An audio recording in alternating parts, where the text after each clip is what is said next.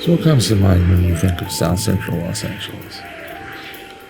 Anime nerds, avid gamers, software coders, medical professionals, investment bankers, professors, stay-at-home dads, artists, musicians, dancers, teachers, surfers, actors, entrepreneurs, students, athletes, student athletes. Or is it gang violence, police chases, riots, looters, social unrest, lowriders, scary alleyways and graffiti-covered walls, drive-by shootings? Is it lasting imagery from 90s classic genre cinema like the Hughes Brothers' Menace to Society or John Singleton's Boys in the Hood? What do you picture? South Central Los Angeles is not just an invisible part of the city that some avoid at all costs. It is not just a place surrounded by stigma created by outsiders and some insiders. Historic South Central Los Angeles is a 2.55 square miles region that looks a lot like a piece of a puzzle. The area is flanked to the north by downtown Los Angeles, as Washington Boulevard marks the invisible limit between the two, and by Vernon Avenue to the south, the Harbor Freeway, the 110, to the west, and historic Central Avenue to the east. The historic core, South Central Los Angeles, was the West Coast jazz mecca once upon a time. Central Avenue's famous Dunbar Hotel still stands. Unfortunately, Dolphin's record store is sadly no more. Both were integral to the West Coast jazz scene. Central Avenue was also home to the LA chapter of the Black Panther Party, as depicted on this mural.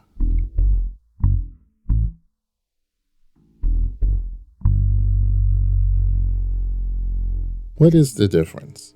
These areas, shaped by race-based property covenants, redlining. Once these covenants were made unenforceable, not illegal, a change took place. What is known as white flight occurred. African Americans began to move westward, which is past Figueroa Street or the Harbor Freeway. Most white families moved away. My name is Travis Lacey. I reside in South LA. I lived in South LA 16 years now, going on 17 years.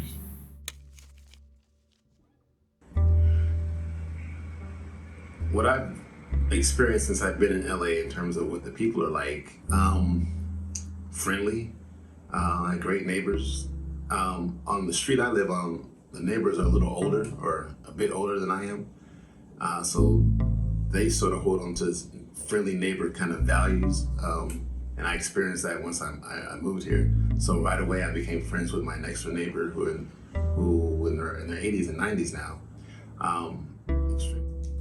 What color is your lowrider?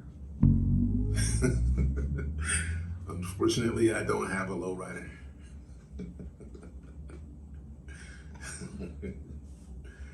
Linda Guzman. I've lived here where I'm at for 26 years, but I lived on 54th Street for 9 years before I moved here. Okay. And before then, I lived in South Central LA on Barron Cross. So yeah, I've been there a while. Okay. Overall, if I'm going to be that person asking you, what would you say if someone said, how do you like South Los Angeles? It's my home. It's my adopted home. And I like it. I don't like some of the things that happen, but it's in every community. So I've been here for 26 years and we haven't had any problems here. I like it.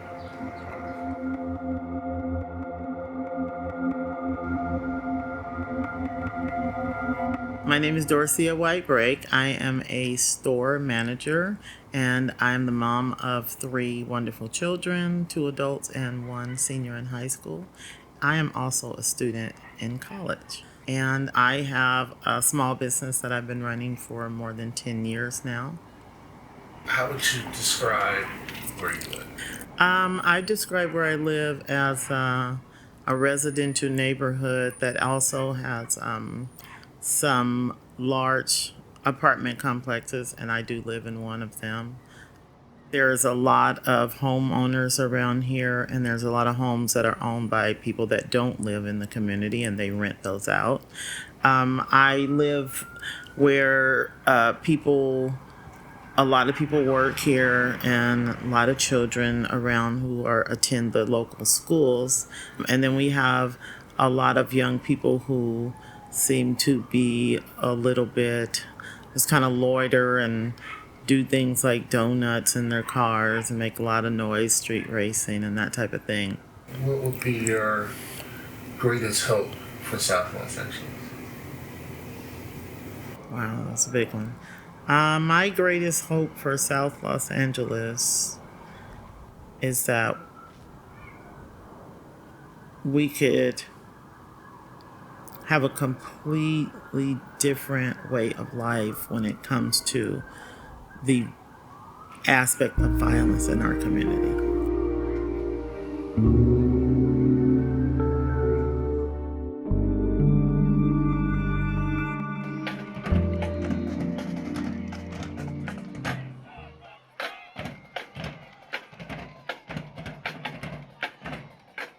What's your name? Christian Break. How old are you? I am 16. Okay. And so that means you're in high school. Yes. All right. And tell me about some of your favorite things. What's two of your favorite things? Anime and skateboarding. Okay. And what do you like about skateboarding? Well, I like that it gets me around faster, and I found a new thing that I like to do. Okay. Are you learning tricks or you like to cruise? More of a cruiser. Okay. When you're outside or coming home from school, do you ever see the police? Yes. And do you have any feelings when you see the police? When I do admit I do get a little nervous when I see them.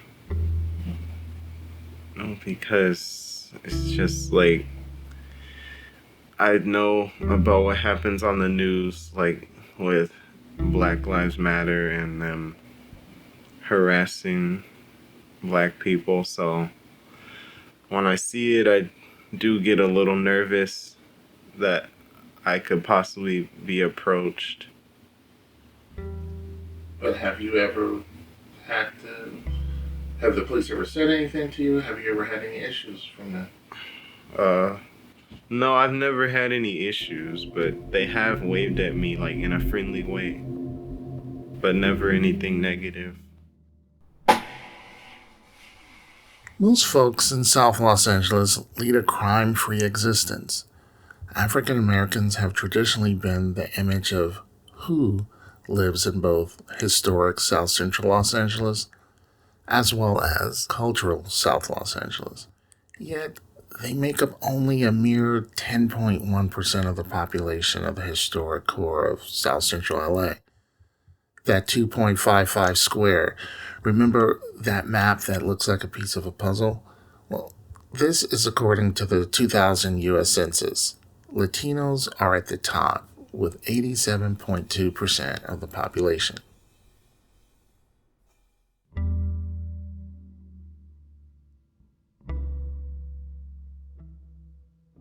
I encountered a humble stranger crushing cans to recycle on 51st Street.